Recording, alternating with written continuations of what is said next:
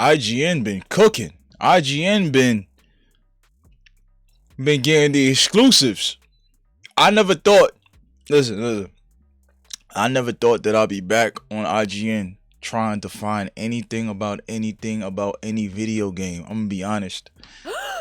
I didn't know. But when it comes to Gears, when it comes to this particular game, this particular genre, this particular marriage, it only is right that I find out this information. I could be the first one. I don't know. I'm just coming back from work. I'm just coming back from life. I'm straight off the UAP. Let's get into it, man. With no further ado, show me something, IGN. Show me something. Let me put my headphones on real quick. Talk to the developers in group interview settings for an hour. So what are your thoughts with that additional context, additional detail? Because we did learn a few extra things in those Q&A sessions. Yeah, so I guess as a little promo for myself, I put together, I was gonna curse, I'm not gonna curse, I'm sorry video editors, is a huge interview, like overview, and I try to keep it really focused on things that, it's always hard, right? Because like they only want to show so much, and they've been pretty tight-lipped on a lot of aspects of Gears. But we learned a lot about how they're approaching lore, the new movement mechanics. Like obviously they keep telling us like, you know, we're built this from the ground up. Their big thing is they have an empty hard drive, so everything is brand new, completely custom for this game. And that of course means that they're going to make a lot of changes. And my concern there was like, hey, how do I ask if this is a restart of the franchise without saying it, like asking explicitly if it's a restart of the franchise, right? Because like they might not want to get into that, and especially like they have declined to answer both times you've asked about Gears. How many of y'all think that E-Day is gonna be the start of a resurrection? What they call it? A reboot. How many of y'all think that this game is going to be a reboot? After E-Day, they're going to go back to Gears 1, but with the new graphics, new system, and revive the shit from the ground up. Maybe even change some things in the story. I don't think they should do that, but I wouldn't be surprised. We got Halo. We got Combat Evolved coming back. They added some new aspects of that game. There's a revival happening. There is we got far with the this legendary franchise. We made 37 different expansions. Let's go back to square one. Revive the game, evolve the game, revitalize the game, and it'll be just like brand new. Yeah, we still got the old version that you could probably still get somewhere, but this new version, you're gonna want this. It's kind of like the movies. In movies, they rebooted Superman 100 times. They rebooted Spider-Man 100 times. They got this one, that one. They keep remixing, refurbishing, repackaging the dope. They keep doing it. As generations pass, these IPs become fresh, new, and something to experience for the new fans and old fans of whatever the said situation is, whether it's a movie, a video game, a comic book, a TV show, or this or that, or this or that. People aren't as creative as they used to be, or the things that are creative, the things that are outside the box, they don't really cut through the gates. They don't cut through the gatekeepers. They don't keep people's attention for that long. You see what I'm saying? So they gotta go back and revert to the past successful IPs. They gotta go back and reboot Batman. They gotta go back and reboot this one, that one, Superman, Spider-Man, the things that I just remembered, that things I just said, I should say. Gears of War E-Day might be that. It might be an example of that. Don't be surprised if they go back to Gears 1 after this game. Don't be surprised if they go back to Gears 1 during this game with a DLC. Don't be surprised. That's all I'm saying. 6. Like basically, no, this is what we wanted to make. We were focused on this. Like if we're starting with the empty hard drive, this is what we wanted to do. And so Gear 6 is just like, who knows what's gonna happen. However, so kind of how I went about asking about this with This lady really wants Gear 6. Who cares? I said this many times on my Instagram, on my TikTok, with the clips, past YouTube videos. If it's gonna be the same characters, Kait and JD, like nobody cares. without saying Gear Nobody 6 cares. was like, hey, is this like an Star Wars Episode 1 approach where something is going to fundamentally change in here that will change the view of the entire series? So like, yes, the episode 4, 5, and 6 are still classics. We love those. They're great, but they're also fundamentally wrong now because of what they did in 1, 2, 3. Like there's just like a part of it's not wrong. It's just different. Like the perspective of it is different. Basically they're like, no. Oh no, this is no. new footage. This is new footage. This is new footage, bro. 1, 2, 3. Like there's just This like is a new part footage. of it's just not wrong. That's it's the just tugboat. They different. brought Like, back the tugboat. Okay. the perspective of it is different. Nigga, this shit just bounced off. What was that? Basically they're like, no. Oh, that's a hell of a shotgun anime. Like we're preserving the lore. Like what comes after this moment is still there, and if anything, it's enriched because you're getting more time with Marcus and Dom to learn more about them, more about like the approach to E-Day, of course, like what this place suffered, which is, you know, massive losses, and then also getting into some. I think they said that this is like the most lore-rich game they think they've ever made because it is also just set in one setting. So it is just set in the city of Kelowna, and they're like, yeah, because Yo, what the in hell? one setting. So it is just set in the city of Kelowna. Bro, you see that sorrow? It is also just set in one setting. Bro, So it is I'm actually glad that they took the game from the ground up, as they say. They took the game from the ground up, rebuilt the game, rebuilt the engine. That's what they said. I'm glad they did that. We've been having the same forward, back roll, side roll since Gears 2. Gears 1 for a lot of the animations. I'm glad they decided to refresh, rebrand, revive the franchise with the origin story. Don't be lazy with it. You guys had time. You guys had this under wraps. You guys just revealed that this game is coming out on October 6th, 4 months before the games drop. Get the hype going. Everybody's going to Amazon. Everybody's going to GameSir. Everybody's going to get an Xbox Elite controller. Everybody's going to do this one. Everybody's preparing. Everybody's getting Gears 5 again, preparing their hands. Everybody's going to Arc Raiders. Everybody's playing third-person games to train their hands for this game when it drops. This is giving me the same feel. Gears E-Day is giving me the same feel that I had when Gears of War 1 was about to drop, when I didn't know nothing about the game. I knew a few things. I saw a few clips. I'm like, yo, look at that cover system. Oh, wait. Who they gotta fight? Wait. They gotta reload like that? Wait, what is that cover system? I keep seeing that cover system. Oh my God, I can't wait to play this game. We didn't know nothing about Gears. None of us knew about Gears. We didn't know. We just guessed. And we like, yo, we just can't wait to play this.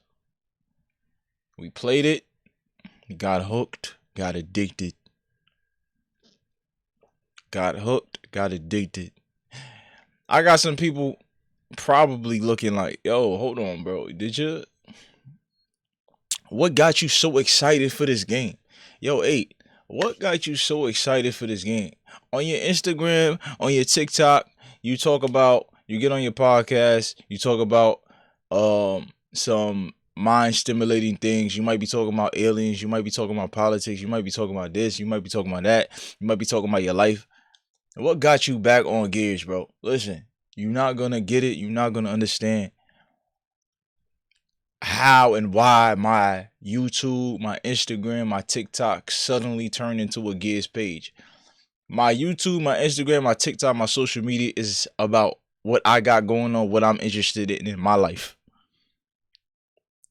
If it's rock climbing, then it is what it is. If it's Gears of War, then it is what it is. If it's aliens, then it is what it is. If it's sports, then it is what it is. If it's arts and crafts, then it is what it is. If it's boxing, then it is what it is. It don't matter. I got a voice. I know how to talk. I know how to get it. I know how to broadcast the information to the masses, and hopefully when this information gets to your ears, you either like it or you don't. I don't care. I don't care. Right now we on Gears. This is what we on. In the city of Kelowna, and they're like, yeah, because of that we were able to get like really crafty in like what we included, whether it's posters or graphics or just different kinds of art from comics, from books, from other things that you've seen before, and bring them to life in a new way, which I was like, okay, that's actually really sick. And like even in the trailer, if you look at the back of the bar, there's a Cool Train poster, because it's like he's a superstar. He's like just this superstar athlete, so it's like it makes sense that he's there. I could go on, but Ryan, do you want me to continue? Well, can I give you my baseless like tinfoil hat theory about why they're doing this prequel? Because so I'm going to preface this. I have zero factual basis in any of this. This is pure, unadulterated, like hook it to my veins kind of speculation. But because can either of you think of a time ever where a mainline game franchise that has like an evolving game to game continuous narrative has ever stopped after a cliffhanger and gone back and done a prequel as the next mainline game? Like that, I don't think that's ever happened. I mean, Halo Studios is kind of weirdly doing that. Not really, but also it's like following the same path. So, yeah, it's not a mainline, but they have 3 new prequel chapters technically. So I guess there's, although this would probably, Halo would probably fold into this tinfoil hat theory. And so everybody knows Miranda and I love Gears 4 and 5. We combined reviewed it, single player, multiplayer. But I know there's not as much love for 4 and 5, kind of generally speaking, in the community. My theory is, again, baseless, pure speculation theory, is that that 5 did not sell super well, and the number was trending down on the sales chart, and they had started to make their internal pivot towards multi-platform, and they went, okay, we can reset this thing. We can get PlayStation 5 players in here at the ground floor with a prequel. Everybody loves Dom and Marcus. This will sell way better, and we'll go back and do this. And of course, again, I don't know the sales numbers. Microsoft doesn't give that stuff out. As Miranda, you said, they insisted in the behind closed doors session that, well, this is what we wanted to make, which I'm sure is also true. I'm not saying they're lying. I don't know this guy's name, but I think he is kind of right. He might be about 60 to 70% right. I think he is close. He's hot, not hot, but he's warm. I think he understands what's going on. But I'm going to sum it up better for you. You know what I thought happened? He mentioned that Gears 5, the sales was trending down. He mentioned that Gears of War should be multi-platform. So they decided that Gears of War should be multi-platform. They went with Reloaded. It was a fail. The gameplay wasn't good. It was buggy. The shotgun was trash.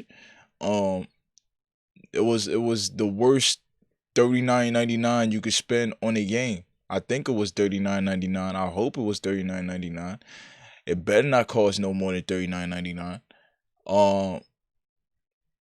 They was like, yo, maybe we're gonna put this thing on the PS5, blah blah blah blah. Maybe some people played Gears of War Reloaded on the PS5. Maybe they did. But you know what Gears of War was losing? Gears of War was losing its identity. That's what it lost. It lost its identity.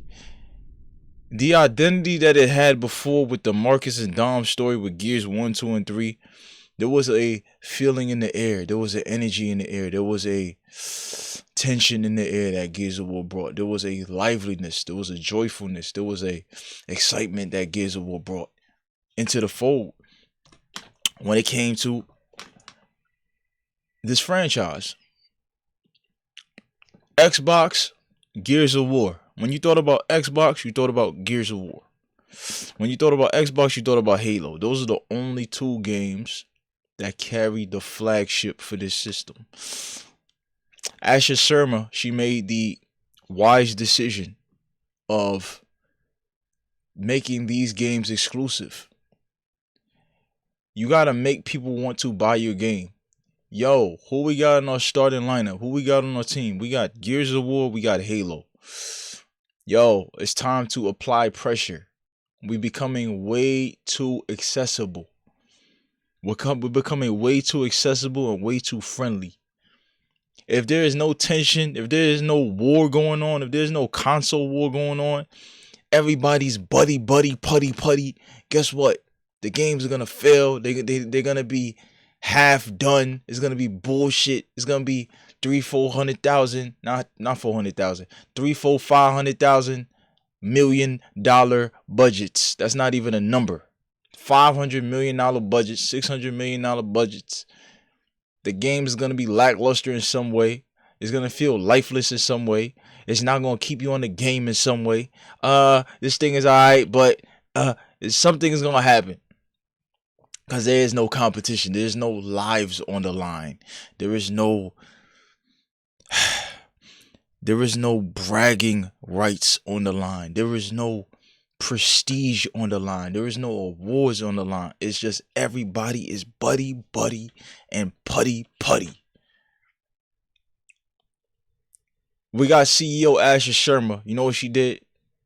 I don't know if it was her direct decision, but she is the face of this decision.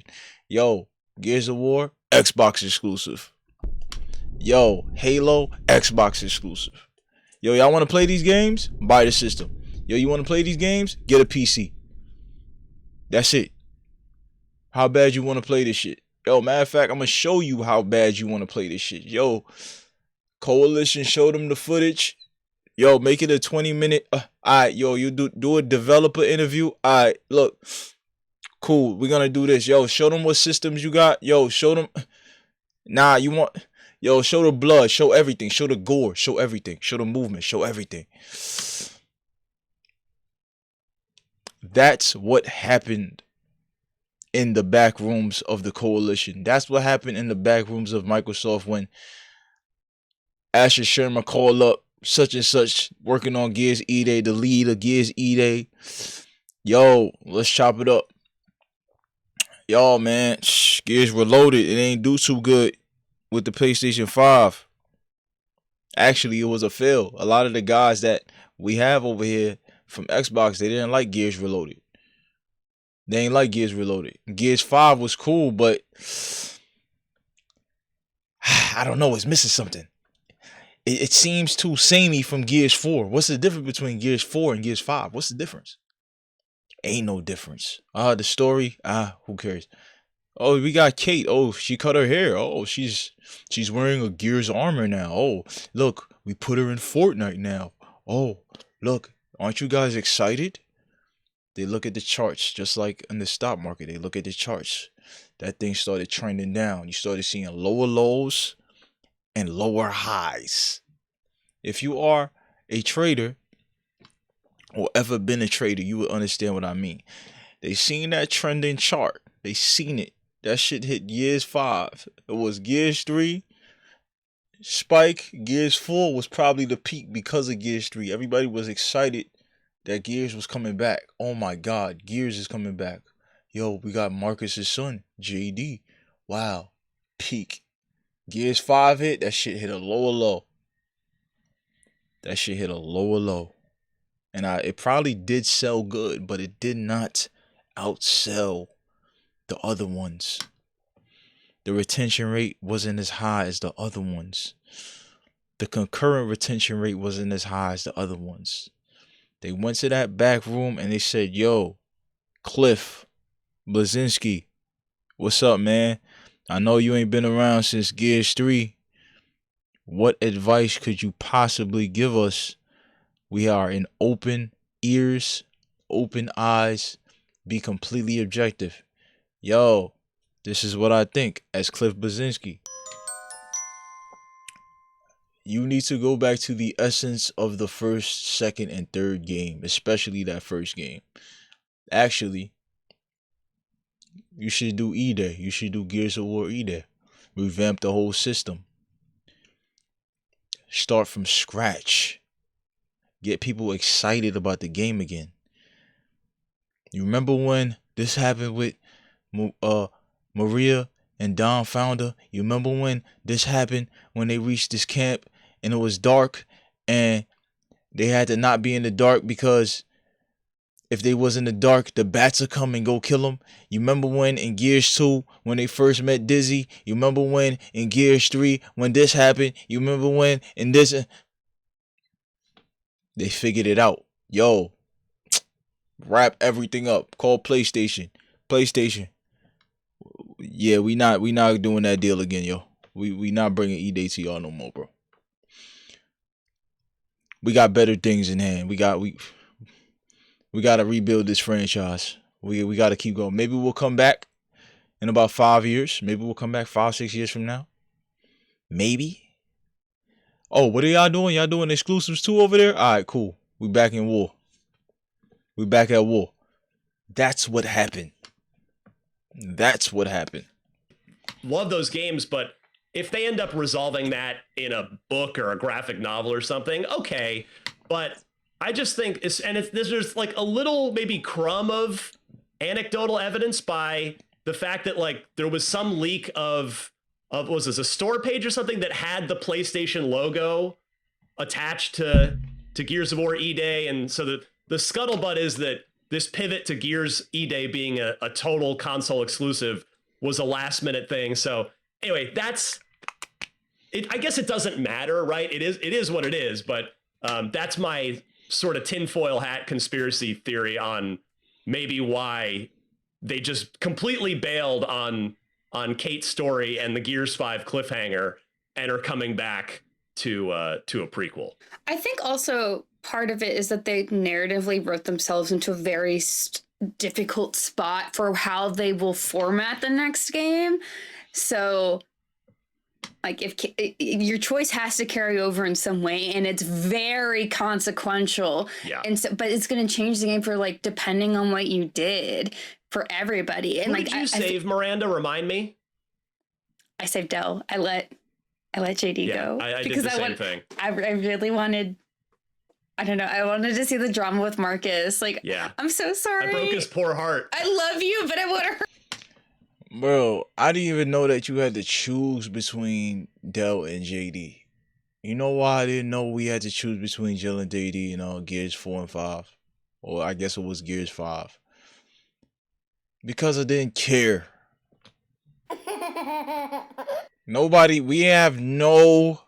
There is no emotional attachment to these characters. Dell looks like a creative player. JD looks like a creative player. Kait got some type of aura, but it's Kait. None of them have... You ever watch the anime? Yo, and like, you'll see... You might not even know the characters yet. But the main character, you know the main character. You know the supporting character. But there's another character that you got to be waiting on. They might walk in the room, or the main character might walk in a room full of people. Some people be talking, and then you might see a guy. He stands out. You're going to see a standout person. Like, oh shit, this person got the spiky hair. He got tattoos. He look villainy. He look evil. We got to watch out for him. That might be the next character we got to watch out for. Then he talks. Oh shit, he got swag. He aura forming. Okay, this is another important character. None of them characters in Gears 4 and 5, the main characters, they had no sauce, no drip, no nothing. I don't know what them guys was thinking. In hindsight, looking at them games, bro, I don't know what they was thinking, bro, with them characters. It's like you went from Marcus to JD, bland. Yeah, but we don't care about your story, dog. Your pops was Marcus. Marcus had some type of mystery. We like, yo, who the hell is Adam Phoenix? Yo, shit, Adam Phoenix was on trial for this. Adam Phoenix was the father of the Locust. Adam Phoenix was, oh shit, he's the father of who? Damn. And they tried to put that same type of plot onto the daughter of the Locust, or the granddaughter of the Locust, Kait. They tried to pull that same thing, but they just try to reverse it. They try to make it, yo, we're progressive. We're trying to bring everybody in. You made the male characters. Let's make the female character because, women need representatives and representation. Yo, when I say I hate y'all, like, listen, y'all don't want to make good storylines. Y'all want to be progressive. Y'all want to be inviting. Y'all want to make sure everybody's not left out. But y'all forget, y'all got to make a good story fucking line. You got to make a good plot. People have to care. If people don't care, you're not going to make no money. Or you're not going to hit the quota. The budget's not going to make sense. The sales is not going to make sense. The DLC is not going to make sense. The characters, they don't have no life to them. The maps, come on, man. Rate you more. This is an abusive relationship. But that's like huge, right? So like whatever they would do next. But that was my other main theory, is that they just didn't. They were like, oh, let's just hold off on this and figure it out later, kind of thing. Future problem. But they've also been, like, the coalition's been pretty clear. And the various people I've talked to who have been there, and some of them have moved on at this point. But every time I talk to them, they're pretty adamant about, like, wanting to, like, explore different stories within the franchise. Yeah. I mean, we saw that like, their detour with, like, Hivebusters, right? We also had Gears awesome. Tactics. Yeah. Hivebusters was probably awesome. It probably was. It probably was amazing. It probably was one of the greatest things Gears has ever seen, ever, in its lifespan. It's probably surpassed Horde. Who knows? I never played Hivebuster because I did not care. With this game, you're making people care again. With this pivot, you're making people care again. When people care, people buy your merch, people buy all your DLC, people actually spend time to play the campaign. It's not just something to do. It's not just another playthrough and another walkthrough to post on YouTube. It's not just another playthrough and another walkthrough to talk about on your podcast. It's not just another playthrough, another walkthrough because you just want to beat the game, because you can't have a game that you haven't beat and it's just sitting there. It's not that. It's not an obligation because of outside factors that ain't, yo, I'm just trying to enjoy this game. That's the only factor that matters. Yo, I'm trying to have fun with this game. Yo, I'm trying to play this game because I had a long day at work. This is a stress reliever. Yo, I'm trying to play this game because it's fun as shit. I want to be good. I got an esports team. Nothing else matters if it ain't that. That's the secret to success with video games. That's the secret to success. That's it. Yo, I'm having fun. Yo, I want to play it because I'm having fun. Yo, I want to buy the DLC because I'm having so much fun with the game that I want to buy this cool DLC because I want to keep having fun and I want to look good while having fun. That's all it's about. Fun, fun, fun, fun, fun, fun. Stress reliever, fun. Stress relievers, fun. That's it. Or farm too. They do such a great job, like, exploring these other parts of the series that even though this is that detour, I think to your point, I don't feel too sad. I think at this point, because they really sold me on E-Day as a story.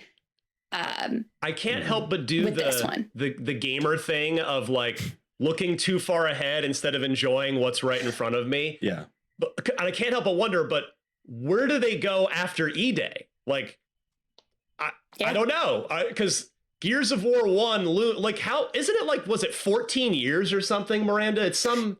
Yeah, there's quite a bit of time between now and Gears 1. And there's like Judgment in there kind of like, or Judgment's part like weirdly in there somewhere. Right. But I think, and I hope at least, that they don't just sit in this period in between E-Day and 1.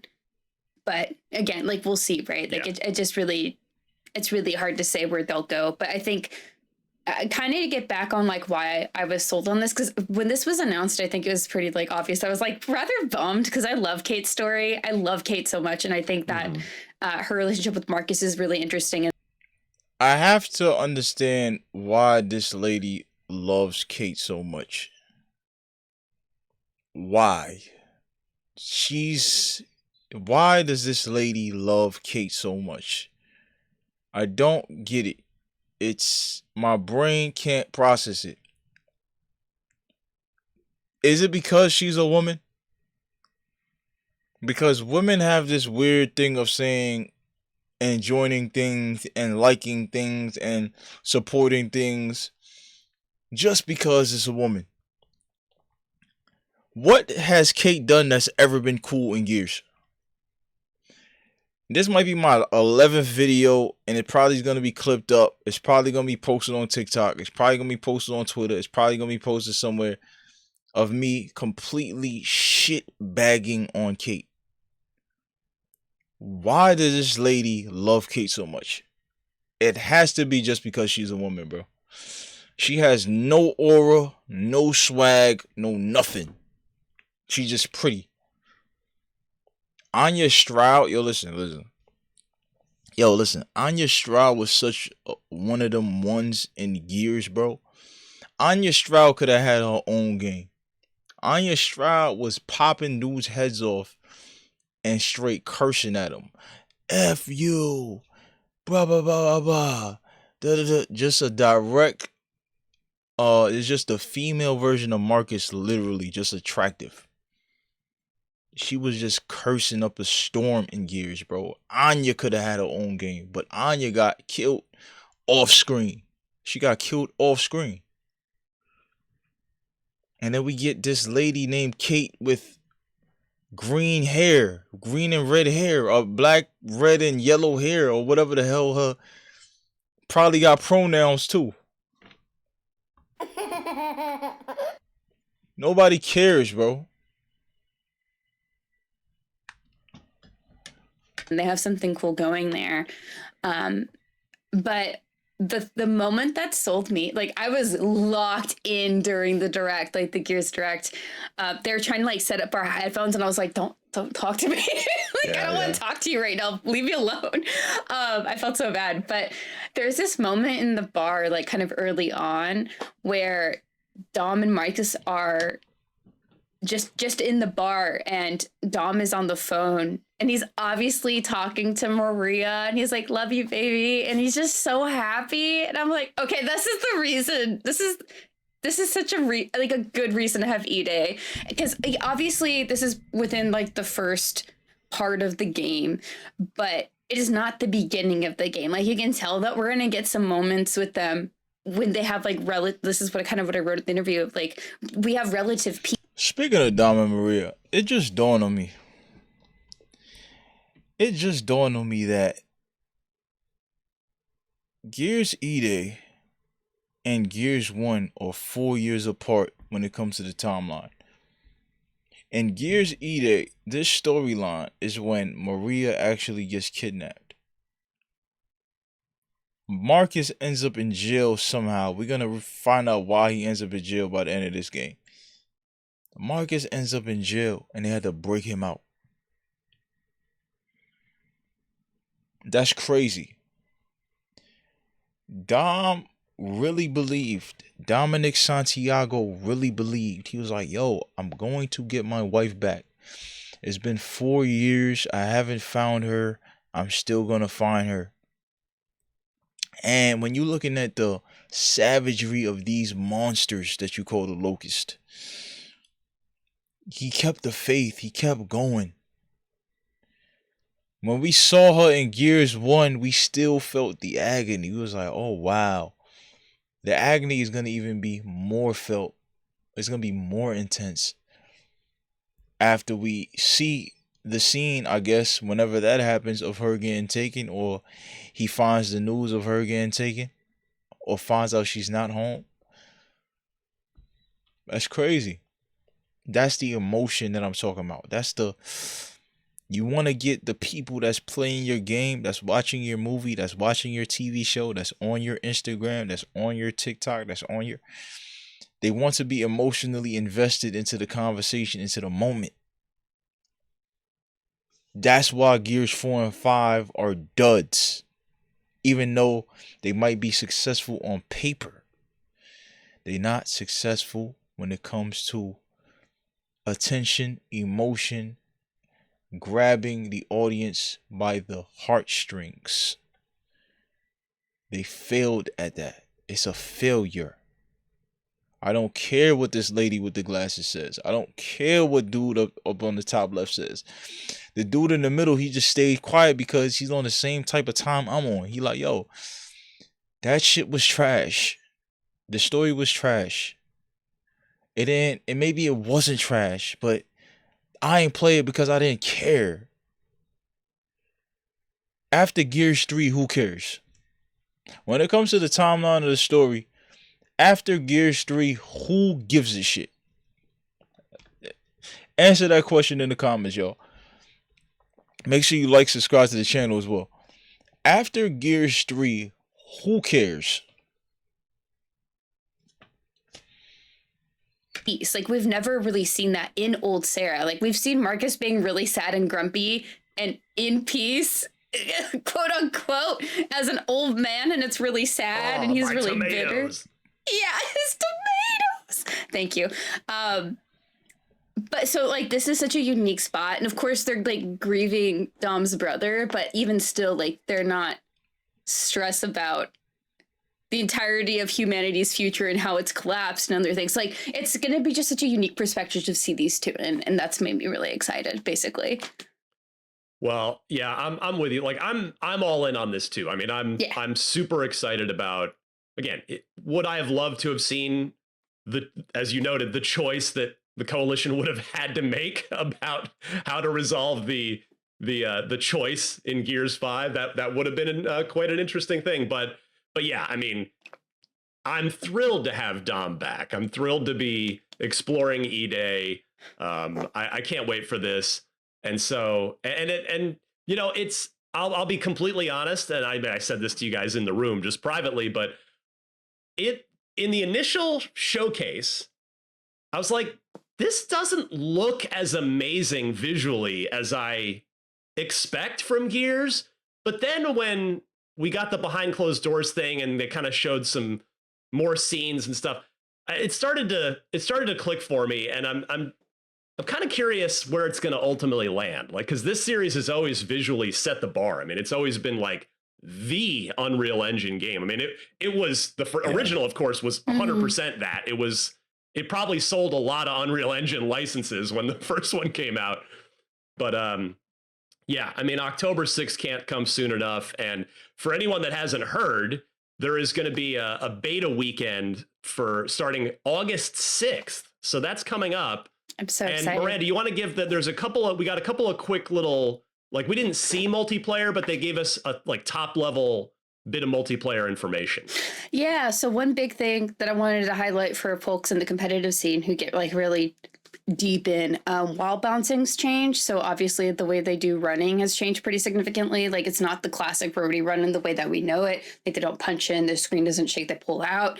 I guess also that's changed with sliding and how cover works. So they said that wall bouncing does not work the same way. You can still cancel in specific ways that work, but it's just not going to be. Let's go back. Remember, let's go back. She added more information to the wall bounce.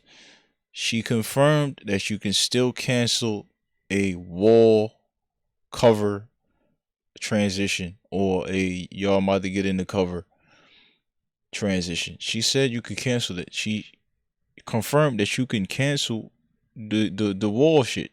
That's the whole point of a wall bounce. Without the wall cancel, there is no wall bounce. Like, exactly.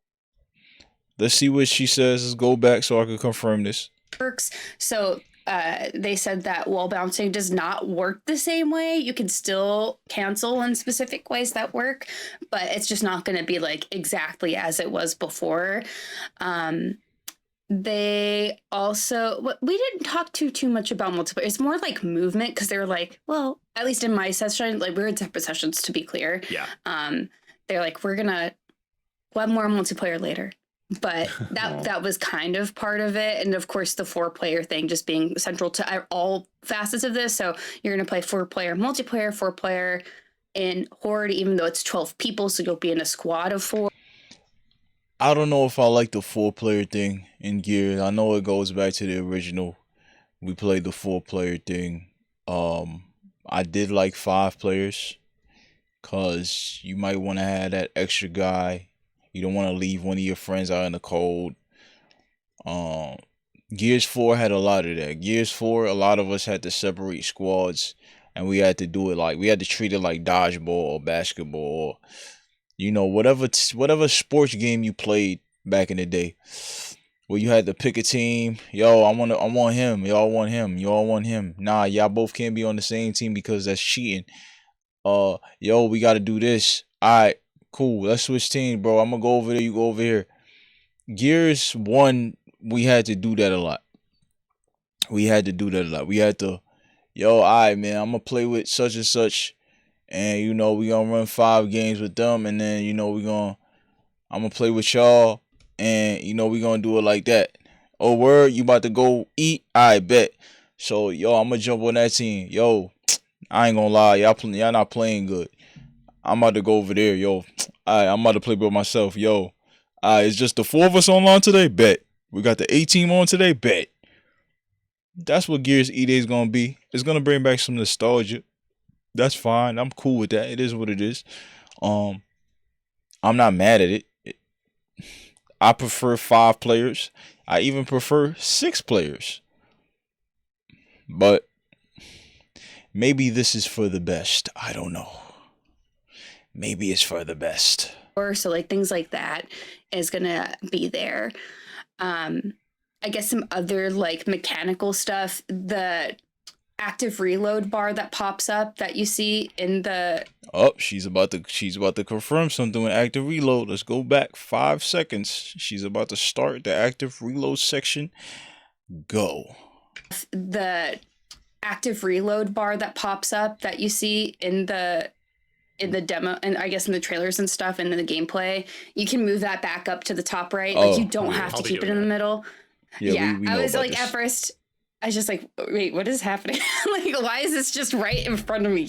Like, I think that is a great, as they said, like, onboarding for new people, or if you're trying to learn some of the active reloads, I think that is helpful. But for like folks like you and I, Ryan, like, move it up, please, move it up. Like, I don't need that here. And then some other like quick nuggets, not necessarily about multiplayer, but I just wanted to highlight before we have to move on. I could talk about Gears all day. I could do this whole podcast about Gears, but I will spare you guys. They said that the campaign is still linear, but that some levels feature larger areas to explore. Like, this is not an open world sandbox, which, you know, makes sense for Gears, but that, you know, as they showed, that there are going to be other things to do in some of the larger levels. So for instance, like, there are people they showed where there's like a survivor out there that you need to go help, or you can help. Obviously there'll be collectibles. They said this is the most collectibles they've had in the game. Of course, we're going to have cog tags. They said that this is longer, quote unquote, longer than any campaign they've built, at over 14 hours. So we got some like meat there.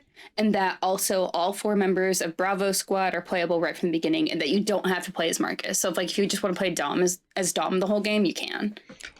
Oh, wow. Wow. You get to pick your character in campaign mode. That's actually dope. Let's go back and confirm. Meet there, and that also all 4 members of Bravo Squad are playable right from the beginning, and that you don't have to play as Marcus. So if you just want to play Dom as Dom the whole game, you can. That's a great addition to campaign, because I want to play as I want to play Dom, and I want to play the lady. I think her name is something Carter. She's actually an actress in real life as well. They use her model in the game. She if you look up this show called what is it? Another Life or Another Earth. One of them things. I think it's called Another Life. She plays as the light-skinned lady with the blonde hair.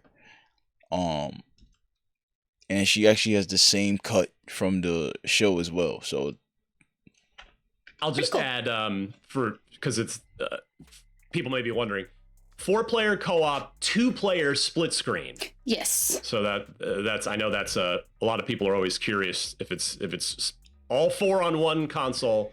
Not for this one. 2, you can go 2 and 2 if you want, or 2 and 1 and 1, I guess. But yeah, that was the only other nugget. So yeah, so that means in less than 2 months we will be playing multiplayer, and then what are we, like 4 months away from the game? So from the whole thing, yay. Yay. Michael, I mean, yeah. let's talk about Fable. All right. I don't want to talk about Fable. I don't care. Make sure you like, subscribe to the channel. A Left Earth on everything. All one word. Find me on Twitter, TikTok, Instagram, Facebook, YouTube, Twitch. I'm out of here, man.